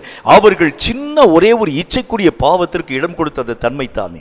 இதைத்தான் சாத்தான் இந்த நாட்களிலும் வலியுறுத்த ஆரம்பிக்கின்றார். உங்கள் மேல் தேவனுடைய பிரியம் வந்திருக்கிறது உண்டானால் உங்களை ஆண்டவராக தேவனை விட்டு பிரிக்கக்கூடிய அளவிற்காக சின்ன இச்சைகளை உருவாக்க ஆரம்பித்து விடுகிறார். இந்த இச்சை உன்னுடைய வாழ்க்கையிலே சின்னதாய் வர ஆரம்பித்தால் கூட கர்த்தர் உன்னோடு கூட வைத்திருக்கக்கூடிய ஐக்கியத்தை இழந்து போக ஆரம்பிச்சிருவார். நிறைய பேர் தங்களுடைய வாழ்க்கையில தேவனுடைய ஐக்கியத்தை இழந்து போய் இப்பொழுது ஆண்டவராக தேவனோடு கூட ஐக்கியம் கொண்டிருக்கிறோம் என்கிற ஒரு நிலையோடு கூட தாங்களாகவே நினைவிலை வைத்துக் கொண்டு ஊழியங்களை செயல்படுத்த ஆரம்பிக்கிறாங்க. கர்த்தருக்கு அவங்களுக்கும் எந்த விதமான கம்யூனிகேஷனும் கிடையாது. நிறைய பேர் சொல்றாங்க, வாய்க்கு வந்தபடியெல்லாம் தீர்க்க தரிசனம் சொல்றாங்க, கர்த்தர் இதை காண்பித்தார், கர்த்தர் இதை சொன்னார். ஆனால் சொன்ன தீர்க்க தரிசனங்கள் ஒண்ணுமே நிறைவாக்கப்படவே இல்லை. அந்த தீர்க்க தரிசனங்களுக்குரிய சாரமே ஒண்ணுமே இல்லை. காரணம், கர்த்தராக தேவன் சொல்லாமல் நீ எதை சொன்னாலும் உலகத்தில் இந்த காரியம் நடக்கக்கூடியது அல்ல. கர்த்தர் பேசினால்தான் இந்த காரியங்கள் உருவாக்கப்படுகிறதை பார்க்க முடியும். மனம் போன போக்கின்படியே வார்த்தைகளை பேசக்கூடிய தீர்க்கதரிசிகளுடைய நிலைகள் வந்ததற்கு காரணம் என்ன? கர்த்தராகிய தேவனுடைய அவருடைய மகா பெரிய பிரியத்தை அவர்கள் தொலைத்து போட ஆரம்பிச்சிட்டாங்க. மாம்ச இச்சைகள் என்றைக்கு உள்ளே வந்ததோ கர்த்தராகிய தேவனுடைய ஐக்கியத்தை அந்த மாம்ச இச்சைகள் பிரிக்க துவங்கிற்று. தேவனாகிய கர்த்தருக்கும் உனக்கும் இடையிலே காணப்படக்கூடிய அந்யோன்யமான உறவுகள் எல்லாம் இழக்கப்பட்டு போனதற்கு காரணம் சின்ன மாம்சத்துக்குரிய காரியங்களுடைய அந்த ஆக்கிரமிக்கக்கூடிய நிலைகள் தானே. கர்த்தர் அதைத்தான் உனக்கும் எனக்கும் வலியுறுத்த ஆரம்பிக்கின்றார். இந்த காரியம் உன்னுடைய வாழ்க்கையிலே வருகிறது உண்டானால் சின்ன மாம்சத்தினுடைய கலப்பு, சின்ன உலகத்தினுடைய கவலை, சின்ன உலகத்துக்குரிய ஆடம்பரம், சின்ன உலகத்துக்குரிய இச்சை, சின்ன உலகத்துக்குரிய ஒரே ஒரு பாவத்தினுடைய நினைவு உன் வாழ்க்கையில வந்துச்சினாலே போதும், தேவனுடைய பிரசன்னத்தையும் தேவனுடைய பிரியத்தையும் நீயும் நானும் தொலைத்து போட ஆரம்பிச்சிருவோம். ஆகவேதான் கர்த்தருடைய வேதம் சொல்கிறது, உன்னுடைய ஆவிக்குரோதமாய் போரிடக்கூடிய மாம்சம் மட்டுமல்ல, தேவ பிரியத்தை இழக்க செய்யக்கூடிய இந்த மாம்ச இச்சைகளை தொலைத்து போட்டு விடு. இது உன்னுடைய ஆவிக்குரிய நிலைகளை கெட்டுப்போக பண்ண ஆரம்பிச்சிடும். ஆண்டவராக தேவனுக்குள் ஒரு மனிதன் எழும்ப வேண்டும் என்று சொல்லக்கூடிய நிலையோடு கூட வரக்கூடிய எந்த ஒரு மனிதனும் மாம்சீக காரியத்தை மெய்யாகவே தொலைத்து போட வேண்டியது அவசியம். கர்த்தருடைய வேதம் அதைத்தான் நமக்கு வலியுறுத்தி பேச ஆரம்பிக்கிறது. கேட்கும் கர்த்தருடைய பிள்ளையே, நம்முடைய வாழ்க்கையில் இந்த மாம்சத்துக்குரிய இச்சைகள் தான் ஆண்டவருடைய பிரியத்துக்குரிய காரியங்களை இழக்கும்படியாய் நம்முடைய வாழ்க்கையிலே வலியுறுத்தி போதிக்க துவங்க ஆரம்பித்து விடுகிறது. இன்னொரு ஒரு முக்கியமான ஒரு விஷயத்தை பார்க்கணும். இது ரொம்ப முக்கியமான ஒரு காரியம். கலாத்தியருக்கு எழுதப்பட்ட நிருபம் 1வது அதிகாரம் 16வது வசனம் என்ன வார்த்தை நமக்கு சொல்கிறது என்று பாருங்கள். கலாத்தியர் 1வது அதிகாரம் 16வது வசனம் இந்த வார்த்தையை சொல்கிறது. கொஞ்சம் நிதானமாய் வாசிக்க கேளுங்கள். தம்முடைய குமாரனை நான் புறஜாதிகளிடத்தில் சுவிசேஷமாய் நான் அறிவிக்கும் பொருட்டாக அவரை எனக்குள் வெளிப்படுத்த பிரியமாயிருந்த போது உடனே நான் மாம்சத்தோடும் இரத்தத்தோடும் யோசனை பண்ணாமல் கர்த்தருடைய வசனத்தில் என்ன போட்டுக்கு பாருங்க. கர்த்தராகிய தேவன் அப்போஸ்தலனாகிய பவுலுக்கு தன்னை வெளிப்படுத்த சித்தம் கொண்டார். சித்தம் கொண்டிருக்கக்கூடிய இந்த காரியங்களை எல்லா ஜனங்களுக்கும் போய் அறிவிக்க வேண்டும். ஒரு காரியம் நம்முடைய வாழ்க்கையில் நடக்கிறது உண்டான வேறு ஒண்ணுமே வேண்டாம். ஒரு பொருள் நீங்கள் வாங்கி இருக்கிறீர்கள் என்று வைத்துக் கொள்ளுங்கள். மற்ற நம்ம ஐக்கியத்திலேயோ நம்ம கூட இருக்கக்கூடிய மக்களுக்கு மத்தியிலேயோ இருக்கக்கூடிய வீடுகளிலே காணப்படாத ஒரு பெரிய ஒரு பொருளை நீங்கள் வீட்டில் வாங்கிட்டீங்க. வேற ஒன்றுமே வேண்டாம். அந்த பெண்கள் அதிகமாக இருக்கிறீர்கள் என்று சொன்னால் நல்ல ஒரே ஒரு, அதாவது இந்த டைமண்ட் ஜுவல் நீங்கள் வாங்கிட்டீங்கன்னு வச்சுங்க, டைமண்ட் நெக்லஸ் வாங்கிட்டீங்கன்னு வச்சுங்க, அதனுடைய விலை கோடிக்கணக்கான மதிப்பு என்று வைத்துக் கொள்ளுங்கள். எத்தனை பேர் இந்த காரியங்களை வெளியே சொல்லாமல் இருப்பீர்கள்? யோசிச்சு பாருங்க. ஒரு காரியம் நம்முடைய வாழ்க்கையிலே வருகிறது உண்டானால் பல பேருக்கு முன்னால் போய் உடனே முதல் காரியமா, சில பேருக்கு ஒரு படி மேலே போய் வால்போஸ்ட் அடிச்சே ஓட்டிடுவாங்க. கர்த்தருக்கு ஸ்தோத்திரம், கர்த்தருடைய நாமம் மகிமைப்படுத்தப்படுவதாக. இவ்வளவு பெரிய ஜுவல்லை வாங்கும்படி ஆண்டவராக தேவன் கிருபைகளை தந்தார், இத்தனை காரை வாங்கும்படி கர்த்தர் கிருபைகளை தந்தார், நிறைய காரியங்களை பேசுகிறது வழக்கு. பவுல் அப்போஸ்தலனுக்கு ஆண்டவராக தேவன் தன்னை வெளிப்படுத்த போகிறேன் என்கிற ஒரு காரியத்தை பற்றி அறிவிக்கின்றார். உடனே எல்லா ஜனங்களுக்கு மத்தியிலே போய் கர்த்தர் என்கிட்ட பேசிட்டார், இன்னைக்கு சொல்லிட்டார், நான் ஆண்டவராக தேவனுடைய வெளிப்பாடுகளை பார்க்க போகிறேன், ரகசியங்களை நான் என்னுடைய வாழ்க்கையிலே பெற்றுக்கொள்ள போகிறேன் என்று சொல்லி எல்லா காரியங்களையும் மற்ற மக்களுக்கு முன்பதாக சொல்லாமல், இந்த காரியங்களை மாம்சத்தினாலும் இரத்தத்தினாலும் யோசிக்காமல் அப்போஸ்தல ஜனங்களுக்கு முன்பதாக போய் பகிர்ந்து பேசக்கூடிய அந்த நிலைகளை நாம் பார்க்கின்றோம். அப்படின்னா என்ன அர்த்தம்? ஒரு காரியங்களை பற்றி யோசிக்கிறதற்கு முன்பதாக எல்லா விதமான விஷயத்திலும் முந்திக் கொள்ளுகிறது நம்முடைய மாம்சம். இதை இப்படி செஞ்சா இன்னும் கொஞ்சம் நல்லா இருக்குமே, இப்படி செஞ்சா இன்னும் கொஞ்சம் நேர்த்தியான ஒரு காரியத்தை உருவாக்க முடியுமே. உங்கள் ஆவி யோசிக்கிறதற்கு முன்பதாக மாம்சம் பல விதமான யோசனைகளை உருவாக்க ஆரம்பித்து விடுகிறது. இந்த பொருளை வாங்குகிறதற்கு இத்தனை விதமான தன்மைகளை நீங்கள் பெற்றுக்கொள்ள ஆரம்பித்தால் போதுமே. இப்ப யாராச்சும் ஒருத்தர் சொல்றான்னு வச்சுக்கோங்க, உங்க ஊழியத்திற்கு இந்த ஒரு பொருளை நான் வாங்கி தருகிறேன். உடனே நீங்க உட்கார்ந்து கொண்டு என்ன ஒரு காரியத்தை நீங்க யோசிச்சு பார்க்க ஆரம்பிக்கிறீங்க, இந்த பொருளுடைய விலை எவ்வளவு என்கிறதை நீங்கள் ஆராய்ந்து பார்க்குறீங்க. ஆராய்ந்து பார்த்து, இப்போ தான் நம்ம கையில் வந்து மொபைல் ஃபோன் வந்துருச்சு, கூகுளில் போட்டு சர்ச் பண்ணி பார்த்தா எல்லா விதமான விலை மதிப்புகளையும் எளிதாக உங்களால் கண்கூடாக பார்க்க முடியும். அவர் சொல்லுகிறார், இந்த தொகைக்கு இந்த ஒரு பொருளை உங்களுக்கு நான் வாங்கி கொடுக்க வேண்டும் என்று விருப்பப்படுகிறேன். உடனே நீங்கள் கூகுளில் சர்ச் பண்ணி இதை காட்டிலும் கூட ஒரு 5000 ரூபா போட்டால் போதும்யா, இதை காட்டிலும் அடுத்த லெவலில் இருக்கக்கூடிய விஷயத்தை நீங்கள் வாங்க முடியும். எப்படி யோசிக்கிறோம் பாருங்க. கர்த்தர் உனக்கு என்ன தர வேண்டும் என்று சித்தம் வைத்திருக்கிறாரோ அந்த சித்தத்தை நீ உன்னுடைய வாழ்க்கையிலே பெற்றுக்கொள்ள வேண்டும். அதை தாண்டி யோசித்தாலும் தவறு, அந்த காரியங்களை குறைத்து நீங்கள் யோசிக்க ஆரம்பித்தாலும் தவறு. கர்த்தர் எதை உன்னுடைய வாழ்க்கையிலே வலியுறுத்த ஆரம்பிக்கிறாரோ மாம்சம் முதலாக முந்திக்கொள்ள ஆரம்பிக்கும். ஒரு ஊழியத்தை செய்ய ஆரம்பிக்கிறது உண்டானால் முதலாக முந்துகிறது மாம்சம். இந்த ஊழியத்தை இப்படி செஞ்சா நல்லா இருக்கும், இந்த மாதிரி நிறைய டெக்கரேஷன் பண்ணி ஊழியத்தை செஞ்சா நல்லா இருக்கும், நிறைய இத்தனை ஆட்களை இத்தனை விதமான மக்களை முன்பதாக உட்கார வைத்தால் நல்லா இருக்கும். இந்த மாம்ச யோசனை வர ஆரம்பிக்கிறது உண்டானால் ஆவிக்குரிய விஷயங்கள் எல்லாம் செத்து போக ஆரம்பிச்சு. நல்லா யோசிக்கோங்க, உங்கள் ஜெப வாழ்க்கையிலே முந்திக் கொள்கிறது மாம்சம். ஆண்டவராகிய தேவனுடைய நாமத்தினாலே இந்த விஷயத்திற்காக நீங்கள் ஜெபிக்க வேண்டும். கர்த்தருடைய ஆவியானவர் யாரை ஏவுகிறாரோ அவர்கள் நீங்கள் ஜெபிக்க வேண்டும். டக்குன்னு சொல்லிட்டு இந்த மாம்சம் நம்முடைய வாழ்க்கையை ஏவ ஆரம்பித்த உடனே தான் தோன்றித்தனமாக ஜெபிக்க துவங்க ஆரம்பிச்சிடும். வேதம் சொல்லக்கூடிய வார்த்தையின்படி எந்த இயக்கமாய் காணப்பட ஆரம்பித்தாலும் ஆவிக்குள்ளாக செயல்படுத்தப்படாத இயக்கங்கள் எல்லாம் தோற்று போக ஆரம்பிச்சு.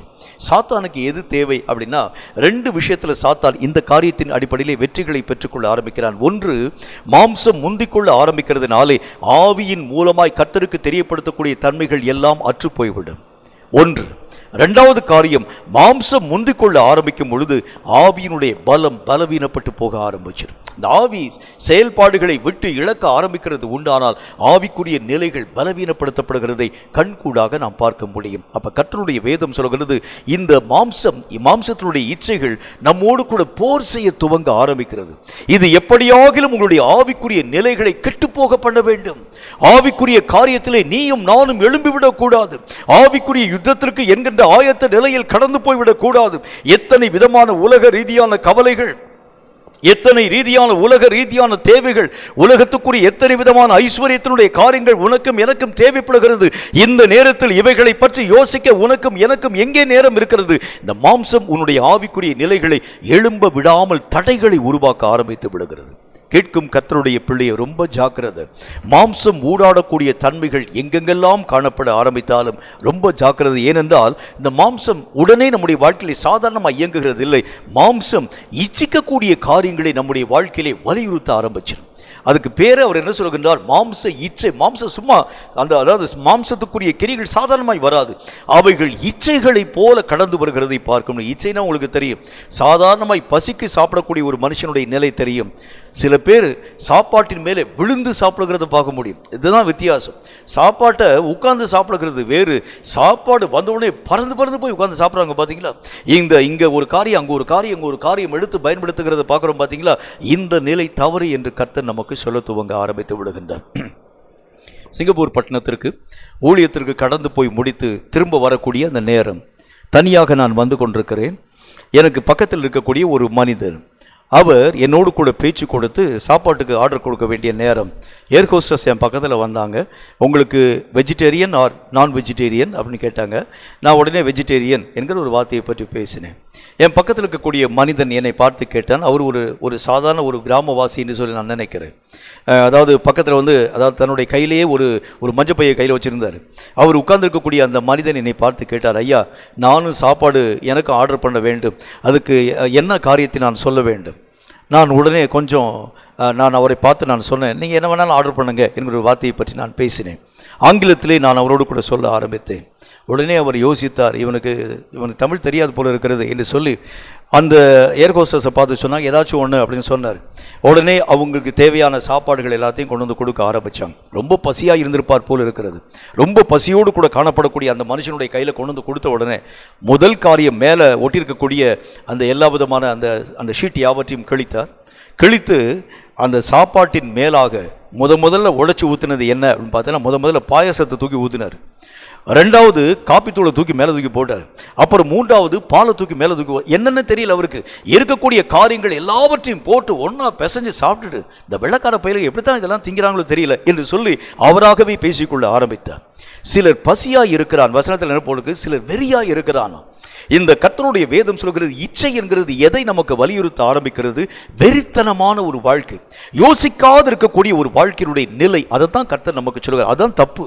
இந்த மாதிரியான நிலைகள் நம்முடைய வாழ்க்கையிலே வர துவங்க ஆரம்பிக்கிறது உண்டானால் தேவன் இவைகள் எல்லாவற்றையும் அருவருக்கிறேன் என்று சொல்லுகின்றார். இந்த காரியங்கள் எல்லாம் கர்த்தருக்கு விரோதமானது என்கிறதை பற்றி கர்த்தருடைய வேதம் நமக்கு சுட்டி காண்பிக்கிறது. இந்த இச்சிக்கப்படக்கூடிய நிலைகள், மாம்சத்தினுடைய காரியங்கள் எல்லாம் இச்சைகளை மையப்படுத்தியே இயங்க ஆரம்பிக்கிறது.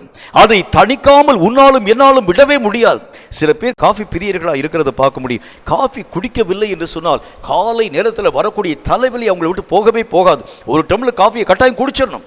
சில பேருக்கு அதை தாண்டி மேலே ஒரு படி போய் பெட் காஃபி கொடுக்கவில்லை என்று சொன்னால் அவ்வளவு டென்ஷன் வருகிறதை பார்க்க முடியும். இவைகள் எல்லாவற்றிற்கும் காரணம் என்ன? மாம்சமாக இயங்காமல் இச்சைகளாக உருமாற்றம் அடைய ஆரம்பித்து விடுகிறது. இந்த மாம்சத்தினுடைய செயல்கள் எல்லாம் இச்சிக்கப்படக்கூடிய அளவிற்காக இது இல்லை என்று சொன்னால் வாழ்க்கையே வாழ முடியாது. இது இல்லை என்று சொன்னால் இருக்கவே முடியாது. எத்தனை விதமான குடிகார மக்களை பார்க்கிறோம். இவங்கள்ட்ட போய் நீங்க கத்தரி பற்றி சொல்லி பாருங்க, மற்ற எல்லாத்தையும் நாங்கள் செய்றீங்க, ஆனால் குடிக்காமல் எங்களால் இருக்க முடியாது. அந்த காரியம் இல்லை என்று சொன்னால் என்னுடைய தலை வெடிச்சே போயிடும் அப்படி சொல்லுவாங்க. எங்களால் இந்த காரியத்தை செயல்படுத்தாமல் முடியாது. இந்த காரியங்கள் இல்லாமல் ஒரு கணம் கூட வாழ்க்கை வாழ எங்களால் முடியாது. மாம்சம் எல்லாம் இச்சிக்கப்படக்கூடிய நிலைகளாக உருமாற்றம் அடைய செய்ய ஆரம்பிக்கிறதை நாம் பார்க்க முடியும். ஆகவேதான் கர்த்தர் சொல்கின்றார், மாம்சத்துக்குரிய இச்சைக்குரிய காரியங்களை முதல் காரியம் உன்னுடைய ஆவிக்குரிய நிலைகளை தாண்டி கடந்து போக செய்துவிடு. இவைகள் உன் வாழ்க்கையிலே உள்ளே இருக்கக்கூடிய வரைக்கும் ஆவிக்குரிய நிலையில் எழும்ப உன்னாலும் என்னாலும் ஆகிறது இல்லை. ஆவிக்குரிய வல்லமையான காரியங்களை செயல்படுத்த உன்னாலும் என்னாலும் முடிகிறது இல்லை. கர்த்தருக்கு பிரியமான வாழ்க்கை வாழ உங்களாலும் என்னாலும் ஆகிறது இல்லை. காரணம், மாம்சம் இச்சிக்கக்கூடிய காரியங்கள், மாம்சம் யோசிக்கக்கூடிய காரியங்களை செய்யாமல் மாம்சம் உங்களையும் என்னையும் அமர்ந்திருக்கவே விடாது. இதை செஞ்சால்தான் வேற வழி இல்லை. இந்த காரியம் இல்லாமல் என்னால் வாழ்க்கை வாழவே முடியாது. எத்தனை பேருடைய வாழ்க்கையுடைய நிலைகளை பார்க்கிறோம். ஒரு நிமிஷம் யோசிப்பா, தற்கொலை பண்ண வேண்டும், உடனே சூசைட் பண்ணி செத்து போயிடுவான். அந்த யோசிக்கிறதுக்கு கூட கொஞ்சம் கூட அவன் தன்னுடைய வாழ்க்கையில நேரத்தை கொடுக்கிறது இல்லை. மாம்சம் எதை ஆசிக்கிறதோ, எதை விரும்புகிறதோ, எதை இச்சிக்கிறதோ அதை நிறைவேற்றியே தீர வேண்டியது அவசியம். இந்த நிலைகளை ஆவிக்குரிய வாழ்க்கையில் மாம்சம் புகுத்தும்படிக்காக உட்பிரவேசிக்க ஆரம்பிக்கிறது. ஆவிக்குரதமாய் போரிடக்கூடிய மாம்சத்தின் இச்சைகள், இவைகள் எல்லாம் நம்முடைய ஆன்மா என்று அழைக்கப்படக்கூடிய நம்முடைய சிந்தையின் வழியாக உட்பிரவேசிக்க ஆரம்பிக்கிறது என்று கர்த்தர் நமக்கு சொல்லுகின்றார். இந்த காரியங்களை குறித்து நீங்களும் நானும் சகல ஜாக்கிரதை உள்ளவர்களாக நம்முடைய வாழ்க்கையின் நிலைகளை காத்துக்கொள்ள வேண்டும். இல்லை என்று சொன்னால் உங்கள் ஆவிக்குரிய நிலைகளில் நீங்களும் நானும் செயலிழந்து கடந்து போக ஆரம்பித்து விடுவோம் என்று கர்த்தருடைய வேதம் நமக்கு சொல்ல ஆரம்பிக்கிறது. இன்னும் ஒரு காரியத்தை பாருங்க. இந்த மாம்சம் இந்த ஆவிக்குரிய நிலைகளிலே வரக்கூடிய இந்த போராட்டங்கள், இச்சைகள் நிறைந்த அந்த போராட்டங்கள் எதை நம்முடைய வாழ்க்கையிலே உருவாக்குகிறது என்று பாருங்கள். மார்க்கு எழுதின சுவிசேஷம் 4வது அதிகாரம் 18வது வசனம் இந்த வார்த்தையை நமக்கு சொல்கிறது. மார்க்கு 4வது அதிகாரம் 18வது வசனத்தை கொஞ்சம் நிதானமாய் வாசிக்க கேளுங்கள்.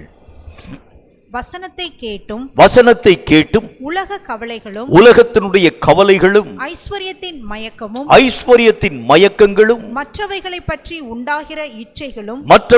பற்றி உண்டாகக்கூடிய இச்சைகளும் உள்ளே பிரவேசித்து வசனத்தை அவைகள் நெருக்கி போட அதனால் அவர்கள் பலனை இழந்து போகிறார்கள். வசனத்தில் என்ன ஒரு காரியத்தை பார்க்கிறோம். இந்த இச்சை இரண்டாவது காரியம் எதை தீட்டுப்படுத்துகிறது? முதல் காரியம் நம்முடைய ஆவியை செயலிழந்து போக பண்ண ஆரம்பித்து விடுகிறது. இரண்டாவது காரியம் இந்த இச்சை எதை செயலிழக்கக்கூடிய அளவிற்கான காரியங்களை உருவாக்க போகிறது? உங்கள் வாழ்க்கையிலும் என் வாழ்க்கையிலும் விதைக்கப்பட்டிருக்கக்கூடிய கர்த்தருடைய வசனங்களை செயலிழக்க பண்ணக்கூடிய காரியங்களை உருவாக்க ஆரம்பித்து விடுகிறது. கர்த்தருடைய வசனங்கள் நீங்களும் நானும் நினைக்கிறதை போல சாதாரணமான வகைப்பட்ட ஒரு காரியம் அல்ல. இது ஒவ்வொரு மனிதனுக்கும் ஆத்மீக வாழ்க்கையினுடைய புஷ்டியை தரக்கூடிய ஆகாரம், ஔஷதம். இந்த ஔஷதத்தை ஒரு மனிதன் பயன்படுத்த ஆரம்பிக்கும் பொழுதுதான் எல்லா காரியங்களிலும் திறம் பெற்ற ஒரு மனிதனாய் விளங்க ஆரம்பிக்கின்றான்.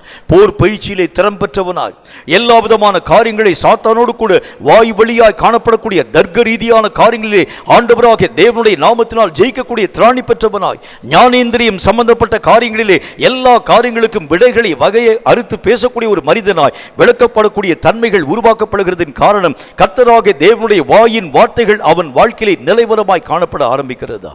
யோசுவாவை பார்க்கக்கூடிய கர்த்தர் அவனை பார்த்து ஒரு வார்த்தை சொல்ல துவங்க ஆரம்பித்தார். இந்த வார்த்தைகள் உன் வாயை விட்டு பிரியாதிருப்பதாக யோசுவா, உன் வழிகளிலே நீ புத்திமானாய் நடந்து கொள்ளவும் உன்னுடைய எல்லா காரியங்களிலும் நீ நேர்த்தியான கிரியைகளையும் செய்ய வேண்டும் என்றால் இந்த வார்த்தைகள் உன் வாயை விட்டு பிரியக்கூடாது என்கிற ஒரு வார்த்தையை பற்றி கர்த்தர் பேசுகிறதை பார்க்க முடியும். அப்படின்னா என்ன அர்த்தம்? தேவனுடைய வசனங்கள் ஒரு மனுஷனுடைய வாழ்க்கையின் நிலைகளை செவ்வைப்படுத்த ஆரம்பித்து விடுகிறது. ஒரு மனுஷனுடைய எல்லா விதமான வழிமுறைகளை வகையறுத்து போதிக்க துவங்க ஆரம்பித்து விடுகிறது. அவன் தடுமாறக்கூடிய நேரத்திலே, அவன் நிலைவரமான காரியங்களை இழக்கக்கூடிய தன்மைகளிலே, ஆண்டவராகிய தேவனை வழியிலே அவன் தொலைத்து போடக்கூடிய நேரங்களிலே இந்த கர்த்தருடைய வசனம் தான் அவனோடு கூட தட்டி எழுப்பி பேச துவங்க ஆரம்பித்து விடுகிறது. ஆண்டவராகிய தேவனுடைய வசனமே நம்முடைய வாழ்க்கையிலே பேசக்கூடிய அருமருந்து. அதிகாலை வேளையிலே இந்த கர்த்தருடைய வசனம் என்னோடு கூட பேசி அறிவுறுத்த ஆரம்பிக்கிறது. பக்தன் தன்னுடைய வசனங்களில் எவ்விதமாக எழுதி வைக்க துவங்க ஆரம்பிக்கிறதை பார்க்கின்றோம். இந்த வசனங்கள் எல்லாம் நம்மோடு கூட பேசி அறிவை அடையக்கூடிய காரியங்களை உருவாக்க ஆரம்பிக்கிறது. தடுமாற்றத்தின் ஊடாக கடந்து போகக்கூடிய ஒவ்வொரு மனிதனையும், வழி தப்பக்கூடிய மார்க்கம் தப்பி அலையக்கூடிய ஒவ்வொரு மனிதனையும் சரியான வழியிலே நிலைநிறுத்தக்கூடிய வல்லமைகள் இந்த வசனங்களுக்கு மட்டுமே உரியது என்கிறதை நீங்களும் நானும் கற்றுக்கொள்ள வேண்டியது அவசியம். இன்னும் நான் என்ன சொல்ல முடியும்? இந்த வசனங்கள் என்னை பலமடைய பண்ண, இந்த வசனங்கள் என் கண்களை தெளிவாக்க, இந்த வசனம் என்னை வழிநடத்த, இந்த வசனம் எனக்கு ஆலோசனைகளை கற்றுத்தர, இந்த வசனம் என்னுடைய வாழ்க்கையிலே அநேக விதமான போதனைகளை என்னுடைய வாழ்க்கையிலே தரக்கூடிய ஒரு வல்லமையான ஒரு ஔஷதமாய் விளங்க பல வகைகளிலே இந்த வசனம் என்னுடைய வாழ்க்கையிலே பயனாக்கப்படக்கூடிய ஒரு கருவியாய் கர்த்தராகிய தேவன் தந்திருக்கிறார். அப்ப இந்த இச்சைக்குரிய காரியம் என்ன ஒரு விஷயத்தினுடைய வாழ்க்கையை செயல்படுத்துகிறது என்று பாருங்கள். முதல்ல போய் என் ஆவியை செயல்பட விடாத அளவிற்கு தடைகளை உருவாக்குகிறது. இரண்டாவது காரியம், ஆவிக்குரிய வாழ்க்கைக்கு புஷ்டியை உருவாக்கக்கூடிய வசனத்தின் சாரங்களை அது செயலிழக்க பண்ண ஆரம்பித்து விடுகிறது. நீ ஆவியிலே விழுந்து போகணும், ஆவியினுடைய புஷ்டியின் காரியங்களையும் இழந்து போகணும். அப்படின்னா என்ன அர்த்தம் பாருங்க? ஒரு மனிதனுடைய ஆவிக்குரிய வாழ்க்கையில் பலவீனம் அடைய ஆரம்பிக்கிறது உண்டானால் அநேகம் விதமான மருந்து மாத்திரைகளை பயன்படுத்தி, அநேகம் விதமான புஷ்டியான ஆகாரங்களை பயன்படுத்தி அவனை மீண்டும் அவனுடைய ஸ்தானத்தில் நிலைநிறுத்த முடியும். இப்ப சாத்தான் ரெண்டு காரியத்தை செய்யறான் பாருங்க. ஒன்று, உங்கள் ஆவியையும் பலவீனப்படுத்துகிறான். ரெண்டு, உங்கள் புஷ்டியுள்ள ஆகாரம் என்று அழைக்கப்படக்கூடிய வசனத்தையும் செயலிழக்கப்படக்கூடிய காரியங்களை இழக்கும்படியான தன்மைகளை உருவாக்க ஆரம்பிச்சிடான். அப்படின்னா என்ன அர்த்தம்? ஒரு மனுஷனுடைய ஆவிக்குரிய நிலைகளிலே அவன் தன் வாழ்க்கையிலே எழுந்து நிற்கவே கூடாது. இதுதான் சாத்தானுடைய முக்கியமான மைய நோக்கம். அவனுடைய முக்கியமான அந்த வழிமுறைகள் எப்படிப்பட்டது என்று சொல்லி பார்த்தால், ஆண்டவராகிய தேவனுக்கு பிரியமாக எவனும் தன்னுடைய வாழ்க்கையின் நிலைகளை எழக்கூடாது. அவன் பலவீனமுள்ளவனாய் விழ வேண்டும். ஒன்று, அந்த பலவீனத்தை மெய்யாகவே நீக்கக்கூடிய அருமருந்தாகிய வசனமும் அவனுடைய வாழ்க்கையிலே கிரியைகளை செய்யக்கூடாது. இந்த ரெண்டு காரியத்தை உருவாக்க ஆரம்பிக்கிறது உண்டானால் அவன் தன்னுடைய ஆவிக்குரிய ஒட்டு மொத்த வல்லமையான காரியங்களை இழந்து எனக்கு முன்பதாக நிற்க திராணியற்றவனாய், எல்லா காரியங்களிலும் செயலாக்கப்பட முடியாதவனாய் விழுந்து போக ஆரம்பிச்சு விடுவான். இதைத்தான் சாத்தான் எதிர்பார்த்து வசனங்களை தடுக்கக்கூடிய அளவிற்கான காரியங்களை உருவாக்க ஆரம்பிக்கிறான். வசன தடுப்புகள் என்றால் என்ன? வசனத்தினுடைய தன்மைகளை சாரமிழக்க பண்ணக்கூடிய தன்மைகள் என்றால் என்ன? சில விஷயங்களை நீங்கள் ஆழமாய் புரிந்து கொள்ள வேண்டியது அவசியம். நீங்கள் ஆவிக்குரிய பிள்ளைகள், சில காரியங்களை நீங்கள் தெளிவாக நீங்கள் கற்றுக்கொள்ள வேண்டியது அவசியம். வசனம் என்கிறது சரியான விதத்தில் ஆண்டவராகிய தேவனால் எழுதப்பட்ட ஒன்று. இந்த வசனத்தில் எந்த கலப்புகளையும் கர்த்தர் அனுமதிக்க போகிறவர் அல்ல. ஒரு மனிதன் பாவம் செய்தால் இந்த வசனம் பாவத்தை பாவம் தான் சொல்லுமே தவிர அவனுக்கு அந்த பாவத்துக்குரிய காரியங்களை, சொல்யூஷனுக்குரிய காரியங்களை உருவாக்குகிறது அல்ல. இது பாவம்னா பாவம் தான், இதுக்குரிய தண்டனை நீ அந்த காரியங்களை அனுபவித்து தான் தீர வேண்டும். இதை நீ துணிகரமாய் செயல்படுத்த ஆரம்பிக்கிறது உண்டானால் இந்த விஷயம் வாழ்க்கையிலே நடந்தே தீரும். கர்த்தர் அதைத்தான் வலியுறுத்த ஆரம்பிக்கின்றார். இந்த பாவத்திற்கு சப்பைக்கட்டு கட்டக்கூடிய காரியங்கள், பாவத்திற்கு விரோதமாக எழுந்து நிற்க முடியாத தன்மைகள் எல்லாவற்றையும் உருவாக்குகிறது எதுனா வசனம் சாராது இருக்கக்கூடிய தன்மைகள். சாத்தான் இவைகளை எல்லாம் நம்முடைய வாழ்க்கையிலே பயன்படுத்த ஆரம்பிக்கின்றார். ஒரு மனுஷனுக்கு ஆண்டவருடைய வார்த்தையை பற்றி பேசும்படி நான் கடந்து போனேன். பயங்கர ட்ரங்கார்ட் அந்த மனிதன், பயங்கர குடிகார தன்மை நிறைந்த ஒரு மனுஷன். அவனை பார்த்து கர்த்தருடைய வார்த்தைகளை சொல்லி, குடிக்கிறது எத்தனை பெரிய தவறு தெரியுமா உங்களுக்கு? இந்த குடிக்கக்கூடிய பழக்கங்களை விட்டு நீங்கள் விலக வேண்டியது அவசியம். இது கர்த்தருக்கு விரோதமான பாவம். உடனே அந்த மனுஷன் சிரித்து கொண்டு என்னை பார்த்து சொன்னான், சங்கீதத்தில் ஒரு வசனத்தை நீங்கள் வாசிக்கிறீங்களா ஐயா அப்படின்னு கேட்டான். என்ன வசனம்? கர்த்தருடைய கரங்களிலே கலங்கி பொங்குகின்ற மதுபானத்தின் பாத்திரம் இருக்கிறது. அவரே பெரிய குடிகாரராக இருக்கும்போது நான் ஏன் குடிக்கூடாதுன்னு கேட்டார் என்னை பார்த்து. எப்படி கொஞ்சம் யோசிச்சு பாருங்க. வேதம் சொல்லக்கூடிய வார்த்தைகளை திரித்து பேசுகிறது எது என்றால் ஆண்டவராக தேவனுக்கு விரோதமாய் காணப்படக்கூடிய சாத்தானுடைய நிலைகள். கர்த்தருடைய கைகளிலே கலங்கி பொங்கக்கூடிய மதுபானத்தின் பாத்திரம் எதை நமக்கு வலியுறுத்தி சொல்கிறது? கர்த்தருடைய உக்கிர கோபமாகிய மது. அது சொல்றாரு கர்த்தர். ஆனா அந்த மனுஷன் என்ன சொல்றான் பாருங்க, தன்னுடைய பாவத்திற்கு இவைகளை, இந்த வசனங்களை ஆதாரமாக வைத்துக்கொண்டு கர்த்தரே இந்த காரியங்களை செயல்படுத்த ஆரம்பிக்கிறது உண்டானால் நான் ஏன் இந்த பழக்கத்திற்கு அடிமையாக்கப்படக்கூடாது? அவன் கேட்கிறான். கர்த்தருடைய வேதம் நமக்கு சொல்கிறதை போல என் இச்சைகளை தூண்டக்கூடிய காரியங்களை உருவாக்குகிறது. ஆண்டவராகிய தேவனுடைய காரியங்களை விட்டு விலகும்படியான தன்மைகளை உருவாக்குகிறது எது என்றால் வசனத்தை செயல்பட விடாமல் தடுக்கக்கூடிய சாத்தானுடைய மாய உபாய தந்திரம். வசனத்தில் நிறைய கலப்புகளை, இந்த நாட்களில் பிரசங்கம் என்கிற பேரில் அநேகம் விதமான கலப்புகளை உருவாக்கப்படக்கூடிய தன்மைகள் இந்த நாட்களில் தீவிரமாய் காணப்பட ஆரம்பிக்கிறது. ரொம்ப ஜாக்கிரதை பிரியமானவர்களே. இவைகள் எல்லாம் எதை நம்முடைய வாழ்க்கையை தருகிறது? உங்கள் ஆன்மீக வாழ்க்கைக்கு புஷ்டியை தருகிறதை விட்டுவிட்டு உங்கள் ஆன்மீக வாழ்க்கையை செயல்பட விடாத அளவிற்கு முடமாக்கப்படக்கூடிய நிலைகளை உருவாக்கக்கூடிய தன்மைகளை இந்த காரியங்கள் தோற்றுவிக்க ஆரம்பித்து விடுகிறது. ரொம்ப ஜாக்கிரதை. சொல்லப்படக்கூடிய எல்லா வார்த்தைகளையும் நீங்கள் கவனிக்க கூடாது. கர்த்தர் ஏன் இந்த வார்த்தையை பேசினார்? ஆதி காலத்திலே காணப்பட்டிருக்கக்கூடிய மக்கள் ஆண்டவராகிய தேவனால் பிரசங்கத்தின் காரியங்களை உருவாக்கி இருக்கக்கூடிய அப்போஸ்தல ஜனங்கள் தங்கள் வாழ்க்கையிலே கலப்பான உபதேசங்களை பேசினார்களே இல்லையே. ஆனால் கர்த்தர் ஏன் இந்த வார்த்தையை சொல்ல ஆரம்பித்தார்? பொல்லாங்காய் தோன்றக்கூடிய எல்லா காரியங்களையும் விட்டு விலகுங்கள். உங்களுக்கு முன்பதாக சொல்லப்படக்கூடிய எல்லா வார்த்தைகளையும் சோதித்து பார்த்து நிதானியுங்கள். ஏனென்றால் கடைசி காலத்தில் வசன கலப்புகள் வரப்போகிறது. மக்களுடைய ஆவிக்குரிய நிலைகளை கெட்டுப்போக பண்ணக்கூடிய அளவிற்காய், ஆவிக்குரிய காரியங்களை செயலெடுக்க பண்ணக்கூடிய அளவிற்காய் இந்த வசனம் சார்ந்த நிலைகளிலே நீங்களும் நானும் நிற்க முடியாத தன்மைகளை தோற்றுவிக்கக்கூடிய முகாந்திரமாய் சாத்தான் வசன கலப்புகளை ஆவிக்குரிய மக்கள் என்கின்ற போர்வையிலே அநேக விதமான கள்ள உபதேசிமார்களை உருவாக்கி, வசன கலப்புகளை உருவாக்கி ஆண்டவராகிய தேவனுடைய பிள்ளைகளை கெட்டுப்போகப்படக்கூடிய காரியங்களை செயல்படுத்த போகின்றார். கர்த்தர் அதைத்தான் நம்முடைய வாழ்க்கையிலே வலியுறுத்த ஆரம்பிக்கின்றார். வசனங்கள் எல்லாம் செயலுக்க பண்ணக்கூடிய காரியங்கள் அப்படின்னா என்ன? கொஞ்சம் நீங்களா ஆராய்ச்சி பார்த்துடலாம். நம்முடைய வாழ்க்கையில தேவன் எத்தனையோ வாக்குத்தத்தங்களை தந்திருக்கிறார். சொல்லப்படக்கூடிய வாக்குத்தத்தங்கள் எல்லாம் வேதம் சொல்லக்கூடிய வார்த்தையின்படி ஆம் என்றும் ஆமீன் என்றும் தான் இருக்கிறதே தவிர ஆம் என்றும் இல்லை என்றும் கிடையவே கிடையாது. எல்லா வார்த்தைகளும் ஆண்டவராகிய தேவனால் உரைக்கப்பட்டவர்கள் எல்லாம் ஆம், அவ்வளவுதான். அதுக்கு மாற்று கருத்து ஒண்ணுமே சொல்ல முடியாது. ஆனால் இந்த நாட்களில் கர்த்தருடைய வார்த்தைகளை, எத்தனையோ வார்த்தைகளை கேட்டாலும் அது ஏன் உங்கள் வாழ்க்கையிலே மாற்றங்களை தரவில்லை என்று சொன்னால் அந்த வசனங்கள் எல்லாம் செயலிழந்து போக ஆரம்பிச்சிருச்சு. சாத்தானுடைய இந்த மாம்ச இச்சைக்குரிய கலப்புகள் ஆவிக்குரிய வசனங்களை செயல்பட விடாமல் கெட்டு போக பண்ண ஆரம்பிச்சிருச்சு. உலக கவலைகள் மேலோங்க ஆரம்பித்ததனால் வசனங்களுடைய செயல்களை அந்த வசனங்கள் இழந்து போக ஆரம்பிச்சிருச்சு. இந்த வசனங்கள் எல்லாம் இத்தனை காலங்கள் வரைக்கும் வாசித்திருக்கக்கூடிய வசனங்கள் உங்கள் வாழ்க்கையிலும் என் வாழ்க்கையிலும் செயல்படுத்த ஆரம்பித்திருக்கிறது உண்டானால் நீங்கள் இன்னைக்கு வரைக்கும் இந்த மாதிரி உட்கார்ந்திருப்பீங்களான்னு யோசிச்சு பாருங்க. எந்த அளவிற்கு நீங்களும் நானும் செட்டைகளை அடித்து எழும்பக்கூடிய கழுகுகளைப் போல நாம் மெய்யாகவே பறந்து போக ஆரம்பித்திருப்போம். எத்தனை தூரம் பெரிய பெரிய காரியங்களை சாதித்திருப்போம். இன்னைக்கு உலக ரீதியாக காணப்படக்கூடிய பெரிய பெரிய தேவ மனிதர்களை கண்டு ஆச்சரியப்படக்கூடிய நீங்களும் நானும் ரட்சிக்கப்பட்டு எத்தனை வருஷம் ஆச்சு? இத்தனை வருஷத்துல எத்தனை கர்த்தருடைய வார்த்தையை கேட்டிருப்பீங்க? இந்த வார்த்தைகள் எல்லாம் உங்களுடைய வாழ்க்கையிலே செயல் வடிவாய் காணப்பட்டிருக்கிறது உண்டானால் இந்த நாளில் நீங்களும் நானும் எவ்வளவு உயரத்துல பறந்திருப்போம்னு யோசிச்சு பாருங்க. ஏன் பறக்க முடியாத நிலை வந்தது? ஏன் ஆவிக்குரிய காரியங்களிலே மெய்யாகவே பின்னிட்டு போகக்கூடிய அனுபவங்கள் வந்தது? காரணம், வசனங்களை செயல்பட விடாத காணப்படக்கூடிய மாம்ச இச்சைக்குரிய கலப்புகள்.